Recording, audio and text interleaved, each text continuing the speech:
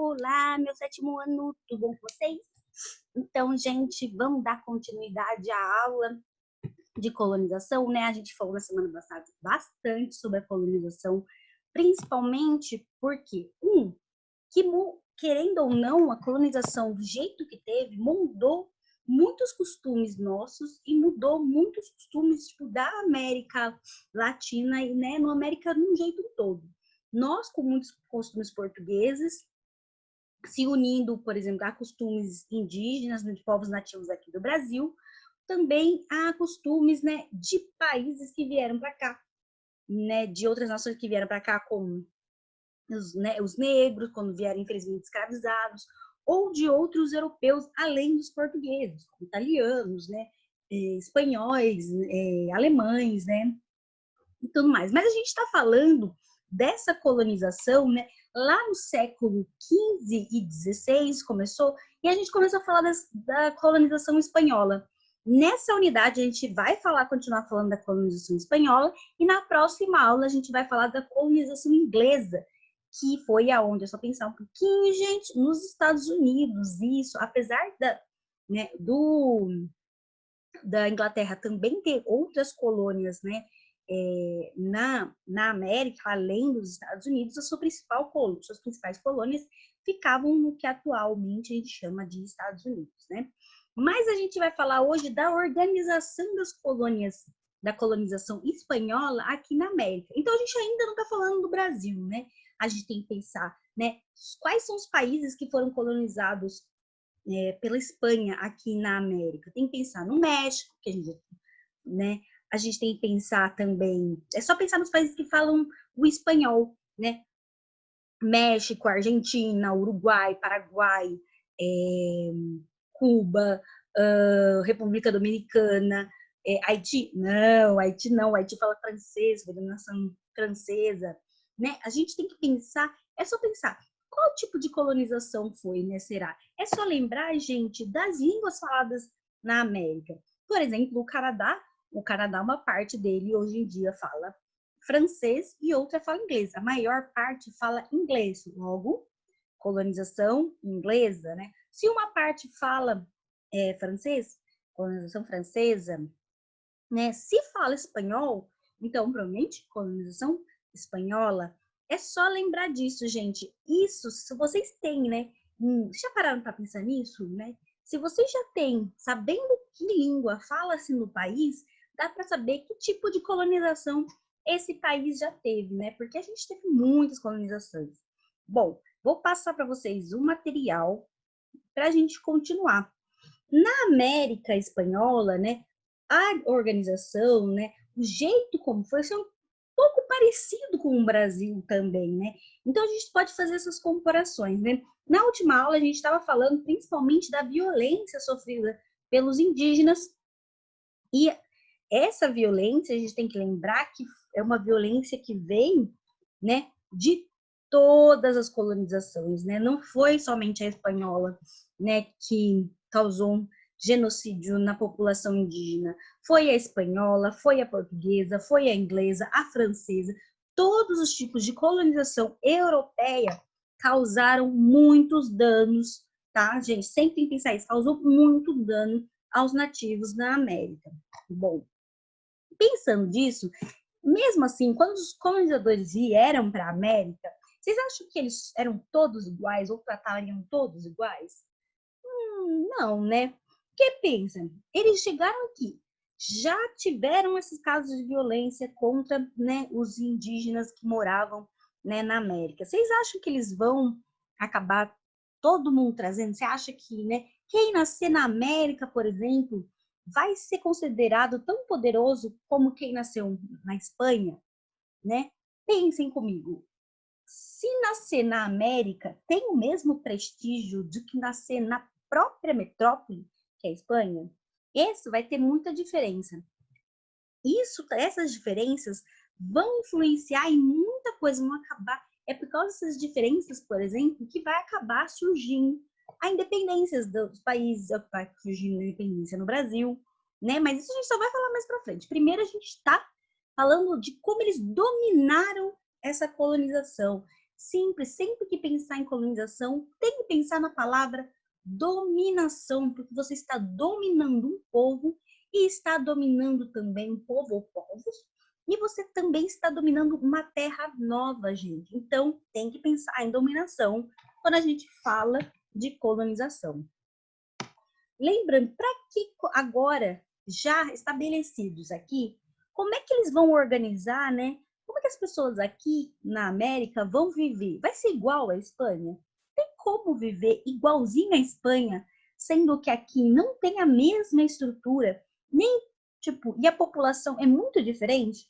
Na Espanha tem indígenas, né? Na Espanha vai ter os negros escravizados? Vai também. Mas na Espanha vai ter os nascidos na América, que são filhos de espanhóis, né? Então, todas essas diferenças vão acabar classificando a sociedade na formato como a administração vai funcionar dentro da colônia.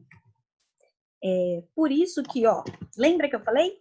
Sempre que pensar nos países que falam espanhol, né, vocês vão poder lembrar dos, né, da onde vão poder saber a dica de qual país que colonizou, né, quem colonizou esse país. Olha como eles vão dividir, né? Ó, administração. Aqui, essa região que é o México, né, e que pega uma grande parte dos Estados Unidos, que ainda não era Estados Unidos, foi dominação da Espanha, tá vendo? Que o México mesmo só vai ter aqui, ó, gente. Tá? O México só vai ter aqui hoje em dia, né? Não vai ter aqui. O território, por exemplo, o Texas, nos Estados Unidos, pertencia à Espanha, mas foi sendo dominado, né, pelos estadunidenses e acabou perdendo o território para os moradores dos Estados Unidos.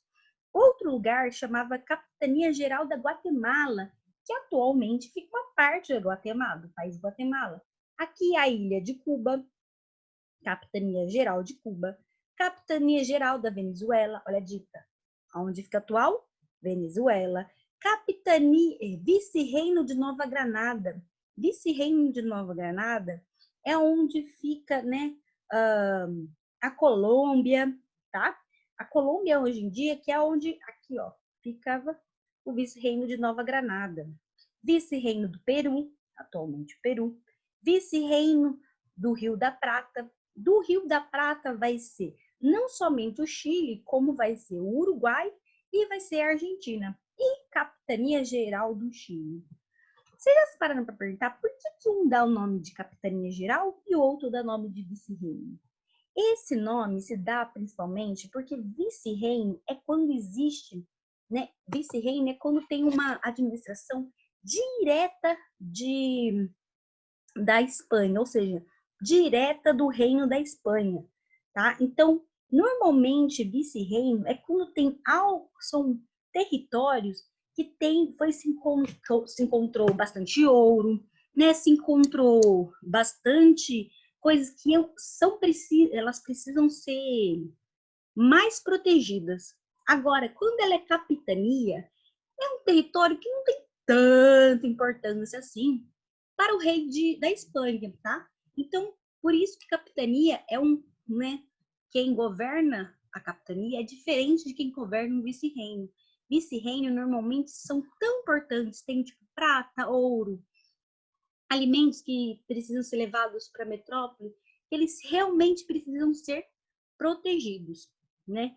Quando esses vice-reinos e capitanias surgiram, ou seja, quando a Espanha mandou dividir esse território, por que será que ela mandou dividir o território? Por que será que tudo não podia ser um vice-reino? Já pararam para pensar em questão de organização?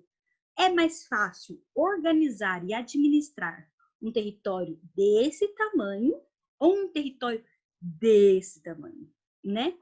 Para melhor administração, ter que lidar com os nativos, ter que lidar com os escravizados, ter que lidar, né, com a economia, com parte governamental, é melhor que se divida em pequenas vice-reinos para facilitar a administração, né? Outra questão que vai, né, o pacto que vai, né, juntar a colônia, são essas colônias aqui, e a metrópole é chamado de pacto colonial. pacto, né, gente? É acordo, certo? Então, existia um acordo colonial entre a colônia, que é o território dominado, e a metrópole, que é o território que domina, dominador, tá vendo? O que acontece? A metrópole, que é a Espanha, no caso aqui da metrópole, né, da América Espanhola, mandava manufaturas e equipamentos para a colônia. Porque a colônia, por exemplo, tinha livros, a colônia tinha facões, a colônia tinha navios, carroças. Não, então ela manda a metrópole, né, que é a Espanha, vai mandar para essas colônias aqui, Capitania Geral da Venezuela, Vice-Reino da Nova Granada e tudo mais, manufatura, ou seja, objetos, né, produtos que já estão prontos e equipamentos para que a colônia consiga produzir também algumas coisas. Em compensação, a colônia vai mandar metais preciosos como ouro e prata e gêneros tropicais, ou seja, o que a colônia tem para dar para a metrópole produzir coisas, e aí por isso vai, né? O que é esse pacto colonial? A metrópole e a colônia, elas normalmente só podem, né? A colônia só pode comprar da metrópole. E quem só pode vender, né, para a colônia é a metrópole, né? Esse tipo de pacto, né, que é um pacto para Estado mercantilista que a gente viu lá, vai funcionar muito exclusivamente com as colônias, principalmente para manter as colônias aqui, ó, juntinha, o todo momento, né, que ela fique e ela não fique, né, que a colônia não cresça sozinha, fica o tempo todo sobre o olhar atento da administração da sua metrópole, né? E como é que funciona uma organização social? A gente está escrito errado aqui, mas social e política, né? Como eu falei para vocês, né? Aí criou-se a colônia, ok? Né? A gente fechou o muro, né? Ah, vou criar uma cidade aqui. Além da administração, algo que tem que fazer para administrar essa vila, para administrar, né, esse reino, esse pedaço de terra que está aqui nessa colônia, também vai acabar tendo uma formação social. É que nem imaginar que o Brasil hoje em dia existem as pessoas ricas, existem as pessoas pobres, existem as pessoas de classe média, né? Naquele momento, política, organização política, ou seja, pessoas que têm cargos políticos, como naquele momento não é presidente, mas, por exemplo, o governador do vice-rei ou o vice-rei do vice-reino, né? Tem muito a ver, está diretamente relacionado com quem a pessoa é dentro da sociedade. Isso vai estar claro bem aqui, ó, nesse desenho para vocês, né? Quem vai explorar o ouro, né? Quem vai mandar no tudo mesmo, dono de tudo? O rei, certo? Mas o rei tá lá na metrópole. Ele não vai vir para, né? Abaixo do rei, o rei vai mandar os adelentados, ou seja, porque o rei mesmo não vai explorar o ouro sozinho, né? Então ele manda, né, exploradores particulares. Por que ele não vai mandar explorador dele mesmo? Porque o rei não tem dinheiro para mandar um monte de gente para América e explorar o ouro. Então o que ele fala? Permite assim, alguns exploradores, ó, eu vou deixar você explorar na América ouro. Uma parte do ouro que vocês conseguirem é meu. A outra parte fica para vocês. Mas aí vocês que pagam sua viagem, vocês que pagam sua visita lá, entendeu? Né? A coroa recebia uma parte sempre do quinto do metal explorado. O que é um quinto, gente? Vamos dizer que a coroa tem 5 barras de ouro, né? A coroa não, os adentados conseguiram 5 barras de ouro. Um quinto quer dizer que um desse, né? Isso aqui vai para a coroa, né? Vai para o rei. Essas 4 partes fica para esses exploradores particulares, né? Olha, veja só como o rei é bondoso. Somente uma parte de tudo que é explorado precisa ir para ele. Agora, vocês imaginam bondoso, né? O rei não faz nada e ganha um quinto. né? Só por deixar, já ganha um quinto. Ainda mais que, tipo, né, de tudo isso, quando era muito ouro, já achava esse quinto, gente, era muito dinheiro. Vamos lá.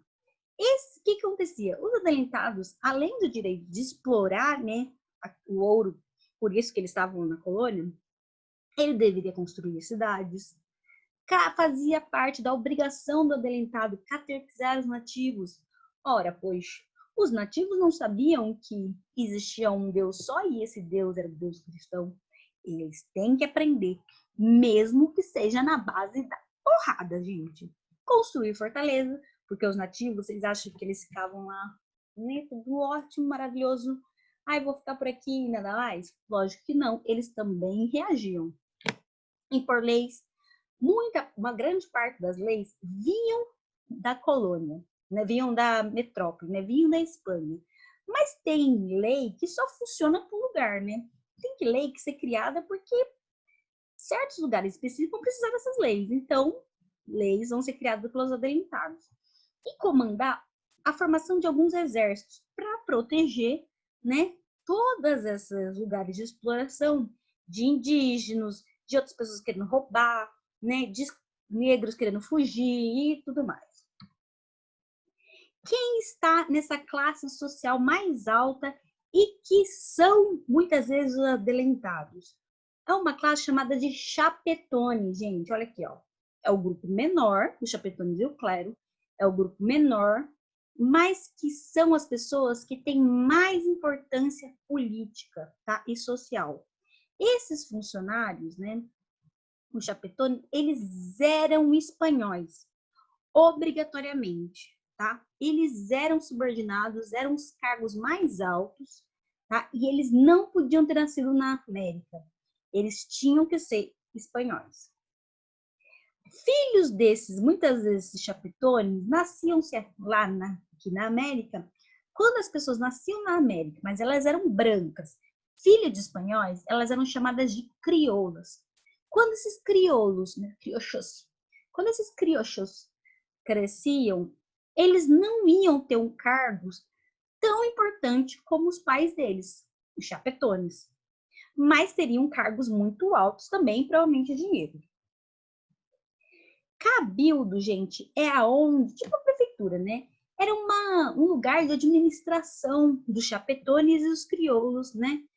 Os crioulos podiam trabalhar nesses cabildos, nessas prefeituras. Entretanto, eles teriam os cargos mais altos? Não, porque esses cargos mais altos, como eu falei para vocês, só podiam ser dos chapetones, aqueles que nasciam na metrópole espanhola.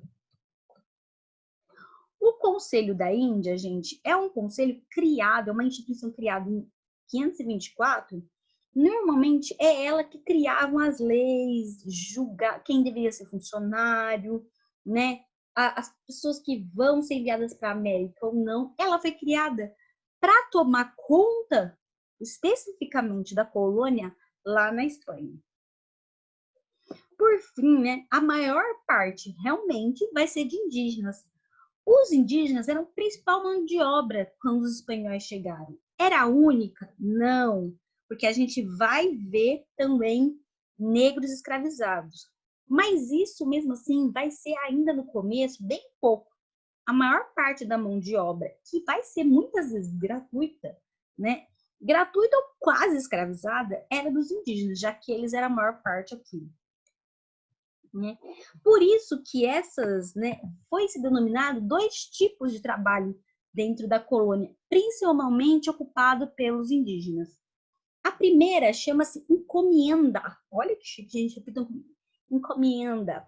Era um trabalho indígena que, em troca, eles recebiam proteção, né, contra serem escravizados por outros grupos e também catequização. Vamos falar, gente, a verdade.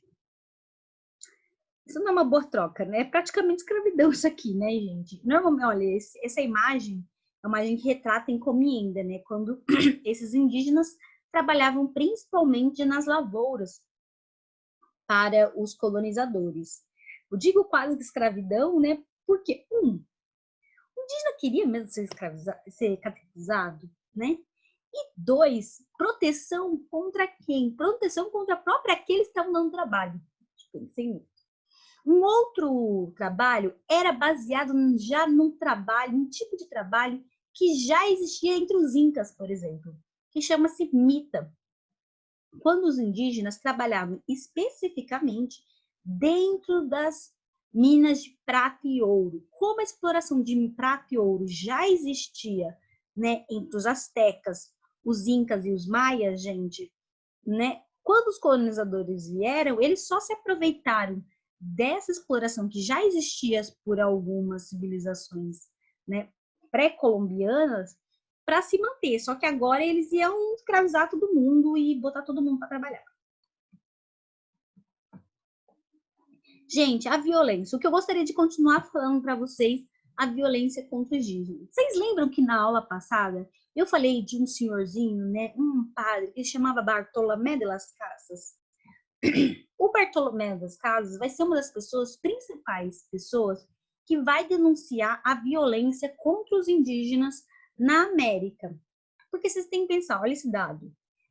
Existia 20 milhões de indígenas, né, de nativos, quando mais ou menos calculou-se que tinha 20 milhões de nativos na América antes dos colonizadores. Quando os colonizadores chegaram, depois de um tempo, passou-se a 2 milhões apenas de nativos.